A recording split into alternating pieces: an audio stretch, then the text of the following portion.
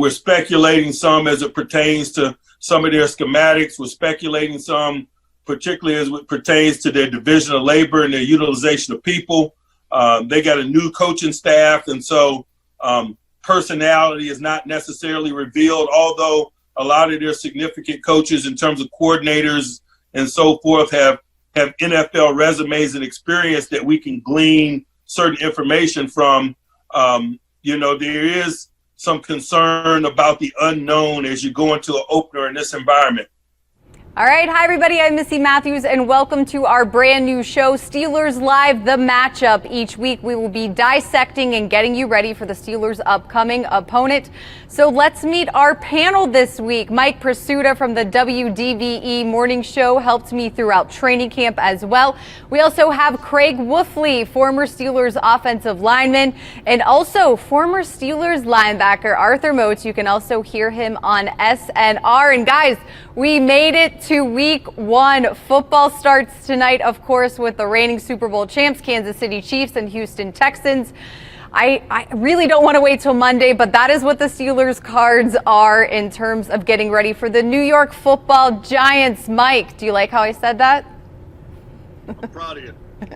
Does it feel like it took forever to get here, guys? Are you ready for this? Yeah, man, this has been one of the longest all seasons I felt we've ever had to endure, but it's finally here. I can't wait. I'm excited. It is the longest off season I think any of us have ever had. It's like, I am excited to see the Steelers play the Giants, but I would call them the New York bad football Giants. All right, we are going to talk. They're playing. I didn't know we were going to get here for sure. I really appreciated what Mike Tomlin said the other day, talking about, there was doubts in his mind. He assumed in his players' minds, but days away, it feels great. All right, well, the Steelers are back out on the practice field at the UPMC Rooney Sports Complex. So we have our first practice report of 2020. Not practicing today, Dave DeCastro, knee injury. Deontay Johnson, he is listed with a foot injury. So those two guys not practicing. The status report will come out on Saturday. So before we talk about the Giants, I want to know what you guys make of these 2020 Steelers. There was no preseason. We saw limited training camp. So Arthur, we'll start with you. As we sit here today, what are your thoughts on them? I'm still excited about this team. When I look at the veterans that they have up there, obviously on offense and defense, and then return of Big Ben, everything is pointing towards them being able to have a very, very productive and successful season.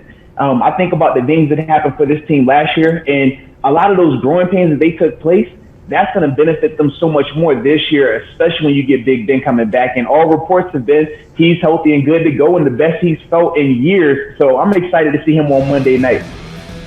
All right, Wolf, what is your take as we sit here on the 2020 Pittsburgh Steelers?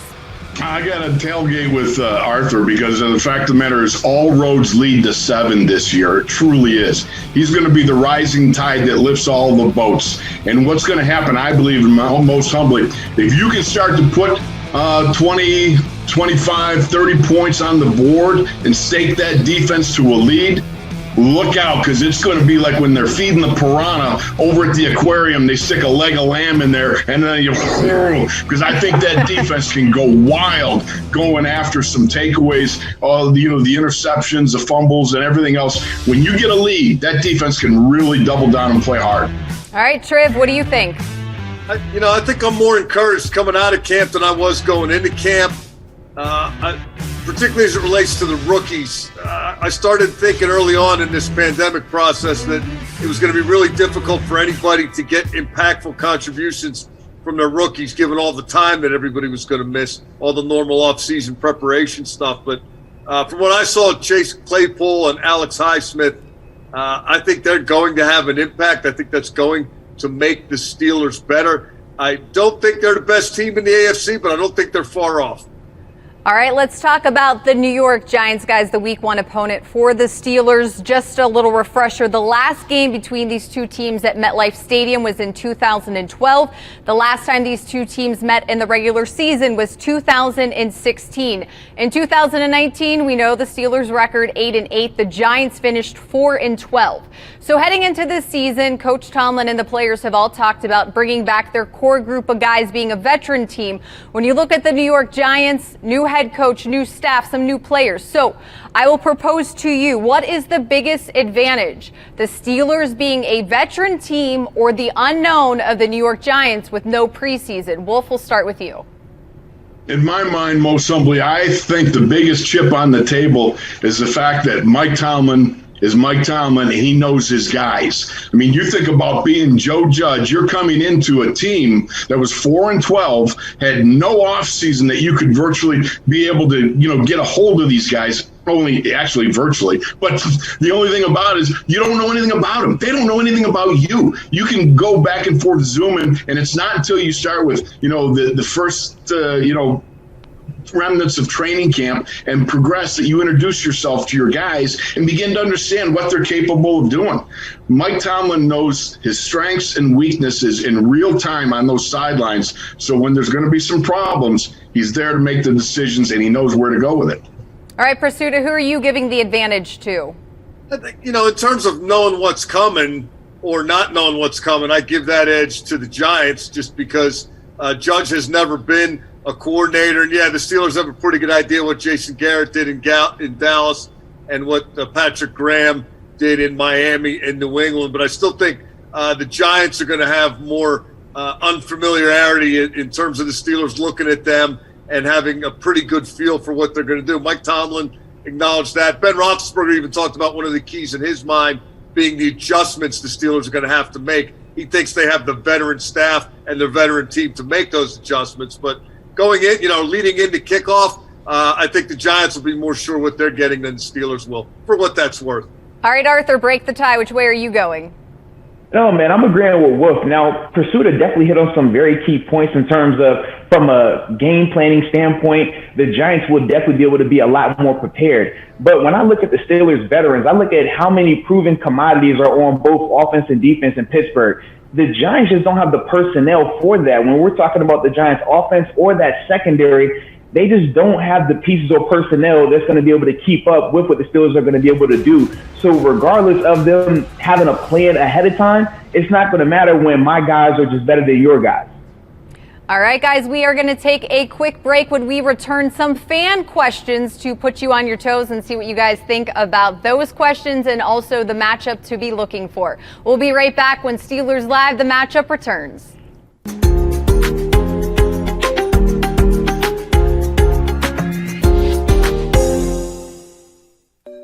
The Steelers official mobile app is your window into your favorite team. Behind-the-scenes access. Oh, man, he is just running so hard. Live audio, including game broadcasts. That's what you call smart football. Statistics. Press conferences and interviews. And Steelers Nation Unite exclusive access and benefits. That's all in the Steelers official mobile app. Download it for free today.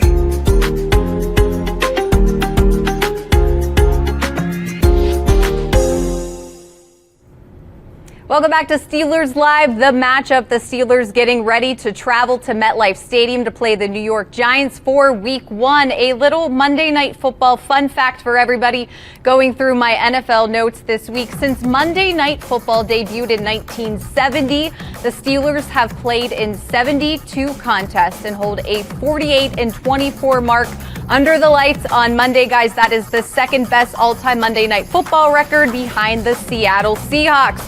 Welcoming back in our panel, Arthur, I will start with you first for this one. The show is called The Matchup. What matchup, it could be players, units, are you going to be zoning in on a Monday night when this game kicks off? Man, I'm looking at this 5-star matchup with Devin Bush and Saquon Barkley. We know what type of back Saquon is since he's come in the league, but at the same time, Devin Bush was very impressive his rookie season. When you watch him on tape, he grew a ton, especially late in the year against the run, his play recognition, and overall his confidence in coverage. I'm looking at him to have a big-time night because he's going to have plenty of opportunities with Saquon. And if he can win more in that matchup, it's going to be a phenomenal night for that defense. All right, Wolf, I don't want to assume you're going to go with an O-line, D-line, but maybe I'm right. Tell me what matchup you will be watching. You know it, Missi. I mean, you can't help but want to watch Bud Dupree have a go with Andrew Thomas. I mean, you got a nice prime hunk of meat sitting at the left tackle there by the name of Andrew Thomas, who happens to be making his first start, okay? Now, if you're Bud Dupree, all you're saying is, turn me loose. Let me go. Let me get this guy because this guy's big. He can kick step back, get off the line of scrimmage, but he gives up the inside. And I'm telling you something, I got a good feeling about Bud with that little spin move he's got. Arthur, you used to have that spin move yourself, buddy. And that spin move to the inside could be classic because this guy has a tendency to overset to the outside. I'm liking it. I want to see Bud Dupree eat this guy up. All right, Prisuta, your matchup. No, I'll piggyback off Arthur a little bit. I want to see what happens when they throw the ball to Saquon Barkley. I think the Giants are going to do that a lot more this year than they did last year. I think he's the type of back. I don't know. I remember a couple of years ago when the Steelers' offense was just running through Le'Veon Bell and they were basically unstoppable. I think Saquon Barkley can be that kind of player. And if you look at that Steelers defense, no Mark Barron this year. They cut Vince Williams' snaps down last year. Now they're going to jack him back up again. He's going to be out there in passing situations. So is that an area that the Giants are going to attack? And are they going to attack it with Barkley? I think he's going to get, somewhere between 20 and 200 yards rushing. They're not going to completely stuff him. He's not going to run wild. But what he does in the passing game is intriguing to me. All right, we had fans submit some questions for us as we got ready for the matchup, so let's get to the first one. We have 3 today that we want to go over. The first one is from Linda. She says, hi guys, I know Nix was hurt last year, meaning Rosie Nix, but with the addition of Derek Watt, do you think the Steelers will utilize the fullback more this year? Wolf, can you weigh in first? Weigh in is the key term too, Missi. But anyhow, regardless, Derek Watt is a excellent guy to bring aboard because of this. He brings the bang and explosiveness of a Rosie Nix, but he's also got a little more upside when he runs with the ball and he catches the ball. And those are the things that I think will separate Derek Watt from Rosie Nix. Rosie was an explosive guy, like I said, excellent on special teams. Derek Watt can match him, but his upside is the extra stuff he'll bring offensively, and he's still one of those, I'm going to put my forehead right in your chin. He's part of the flat-nosed society that goes in and digs linebackers out. All right, Arthur, what do you think about this one? Man, so for me, I can definitely see a scenario where they will use Derek Watt a lot more, but I think, man, with the emergence of Big Ben coming back and being healthy, and you look at the weapons he has now with Chase Claypool, obviously Deontay Johnson, James Washington, and Juju, and that's not even counting Vance and Eric Ebron. I see them throwing the ball a lot more. I think that Ben is going to, especially against this Giants secondary, I see him taking advantage of that early and often, and I don't really see us using the running game like that in this particular matchup. All right, Triv, what are your thoughts? I think Derek Watt is going to be really essential when somebody is punting the ball or trying to return a punt, when somebody is kicking off or trying to return a kickoff. Derek Watt is going to be the man. Other than that, Arthur hit it on the head. They have so many weapons. If you want to throw the ball to running, I mean, he's a decent receiver statistically, Derek Watt, but if you want to throw the ball to a back, you got Jalen Samuels and you got McFarland perhaps chipping in that capacity. I think other than short yardage or goal line, the fullback should be not seen and not heard. And, when it's time for special teams, get them out there. The rest of the time, Arthur, help me out here. The rest of the time, let the athletes take over. Hey, I'm with you, man. Keep it with the small personnel, man. Get after them. We know what James Conner can do, especially in the pass game. So for me, man, I'm looking at that like we don't want to slow it down, man. When you start bringing a fullback, you've heard Coach Tomlin talk about this numerous times. Fullbacks attract attention. Typically, I know when we were playing in Pittsburgh, anytime we saw a fullback, we were going to blitz it or bring some type of pressure around it. You don't want that type of attention, man, especially versus a team like the Giants where you have a clear advantage from a passing standpoint. So that's why I just don't see it happening. But the point is, yeah, they attract attention, and you get a little running game going. Then all of a sudden, you got play action because you linebackers love to go after the fullback, right? And then you suck them in, and then you throw the ball. That's the only thing. I love the fullback. I love when a fullback rips in there and tears things up because, as you said, Arthur, and it's very true, they attract a lot of attention. Use them right. All right, let's move on to our next fan question. Not asking you to predict the Steelers' record for 2020, but wants to get your feelings here. With this being such an awkward season due to the pandemic, of course, do you see the Steelers having a better than 8-8 record, and why? Arthur, we will start with you.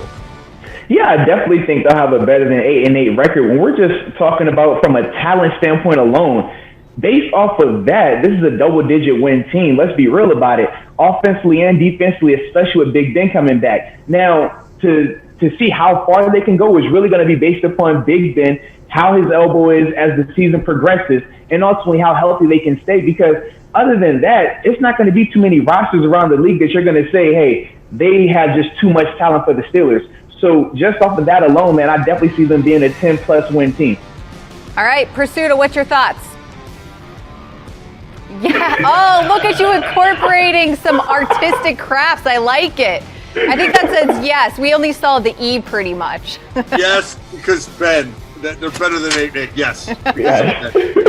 Wow. Prisuta bringing his A game for the first Steelers Live matchup. I like it. All right, Wolf, no pressure. Prisuta came out pretty strong here.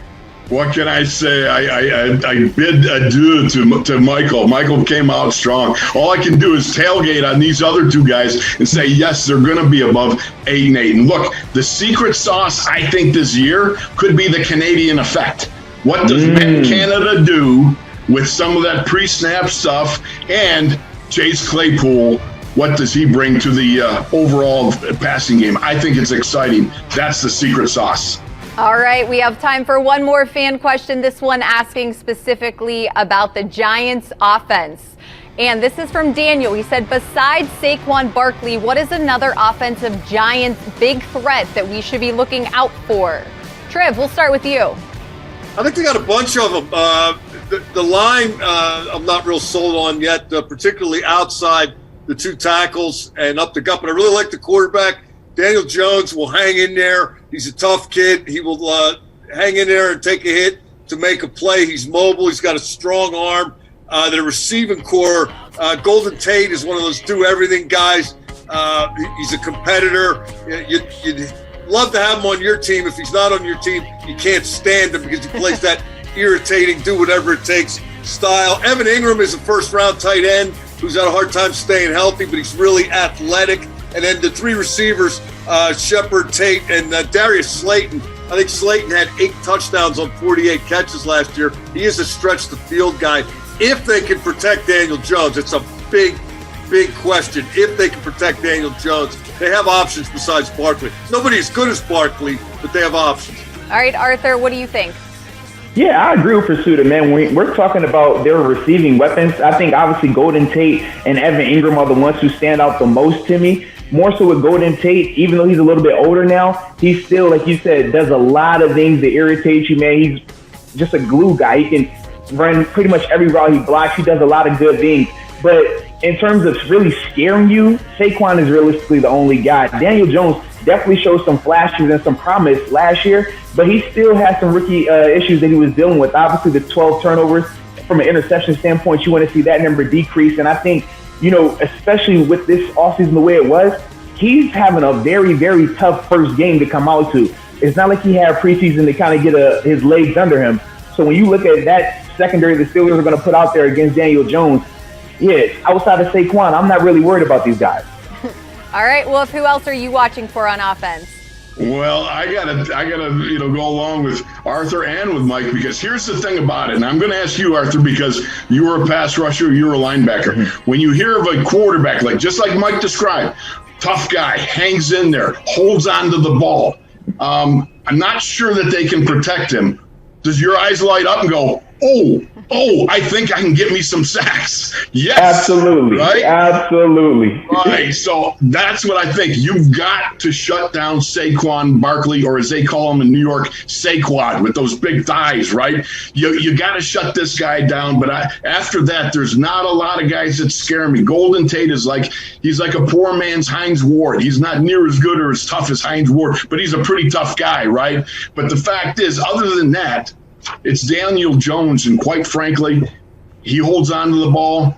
He takes a hit, and those two offensive tackles, I don't think they're all that good. So, all right, guys, we're going to take another quick break. Prisuta, get your whiteboard or your piece of paper ready. Coming up next, I want to hear your keys for this Week 1 matchup. We'll be right back.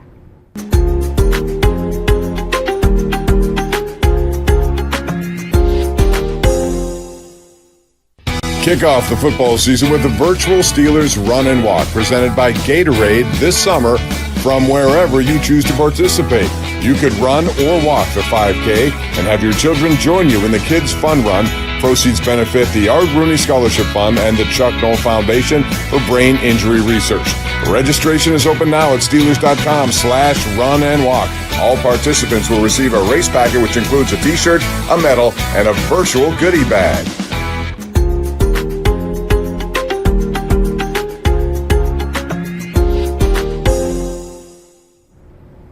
Welcome back to Steelers Live, the matchup, everybody. I am Missi Matthews, and it is time now for the keys to the game presented by your neighborhood Ford store.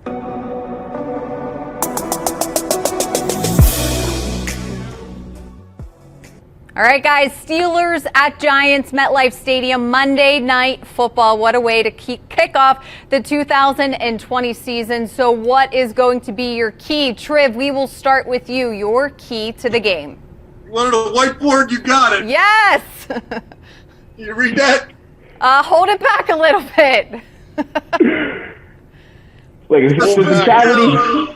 In case you can't read it, I'm making this up on the fly here. No, the matchups are really interesting. What schemes the Giants are going to have, we don't know. How will Matt Canada tweak the Steelers' approach on offense? Don't really know. But I liked something that Joe Judge said leading up to the game, the Giants' first-year coach. He said that the team that is more physical is going to win. Boy, isn't it funny how that happens more often than not, how those two things kind of go together. And one thing we do know about Joe Judge, he is trying to make the Giants into a bash and smash, tough-minded, tough, hard-nosed, blue-collar. Wolf, what do you call it? The flat-nosed society. He wants them sticking their face in the fan. This is a team that had very little success last year, has a new head coach, has been whipped into a frenzy in training camp, if the reports are correct. And neither team is used to hitting, right? So, Arthur, Wolf, you guys, you know what you're supposed to do, but you're not really prepared to do it as a player. So you're going to go out there and try to be physical. Who can maintain? Who can raise their level of physicality to what it has to be and keep it there the longest? All right. What is your take, Moats? What is your key to the game? Well, first off, Prisuta, just to respond to what you were saying, man, I love the physicality element of it, and I know Joe Judge is preaching all this tough talk, but at the end of the day, if you don't have the tough guys, the physical guys, it really doesn't matter. And we know in Pittsburgh, these guys hit you in the mouth every play. We've seen that even last year when they were going 8-8, they still were a very physical team. But for me, man, my key to victory is Big Ben taking advantage of that Giants secondary. Outside of Jabril Peppers, they don't really have a lot of experience in that secondary with James Bradbury, Corey Ballantyne, and Julian Love. Those guys don't have a lot of productivity. They don't have a lot of experience. And Ben, I mean, if everything is happening like how he says, how he feels and things like that, he should take full advantage of these guys, especially with the weapons that he has. So I think, man, if they can come out here and dominate that matchup, yeah, offense is going to look great on Monday. All right, Wolf, what will be your key for Monday Night Football? I think it's two-part, and both these guys are right on, all right? But I think what's going to be number one is who can ramp up to game speed the fastest. I mean, you've got to get those mental RPMs going. This is not a scrimmage. This is not training camp. This is not preseason. This is Monday Night Football. And the second part of that is it's going to be in an empty stadium, so who can get comfortable in an awkward situation? I mean, think about it. You're going out there and there's nobody in a cavernous stadium. I didn't think much of it until I was watching practice at Heinz Field, and you could hear Mike Tomlin shouting at guys out on the field. It's an awkward situation. I know if we were playing back in the day, Tunchilk, and I have to tell him to shut up because he'd be threatening guys, I'm going to kill you, and go, hey, back off that, okay? Everybody can hear you. That's not a smart thing to say. You know what I mean? So the fact is, you got Big Ben, like you said, Arthur. You got physicality like the Steelers, like you said, Michael, and it's going to come down to Ben having been on the biggest stage. He's going to ramp up just fine. And let's face it, you want to talk about uncomfortable situations? I mean, you're talking Ben Roethlisberger got his first start in the aftermath of a hurricane. I think he's going to be able to handle this one pretty well. All right, I wanted to try to beat Prisuta. Can you guys see that? My little drawing for Monday Night Football? I tried. Let me get my glasses on. Here you go, Wolf. Let me put it a little closer. Yeah, it's not quite close That's enough. about as artistic as I can get. But guys, thank you so much for being our first panel here on Steelers Live, the matchup. A lot of fun. Prisuta, we still can't read what you're saying. You have to hold it back further. Good now. Thanks so much for joining me, guys. We look forward to Monday night Steelers versus Giants at MetLife Stadium. That is going to do it for us. Thanks so much for joining us. We will see you next time.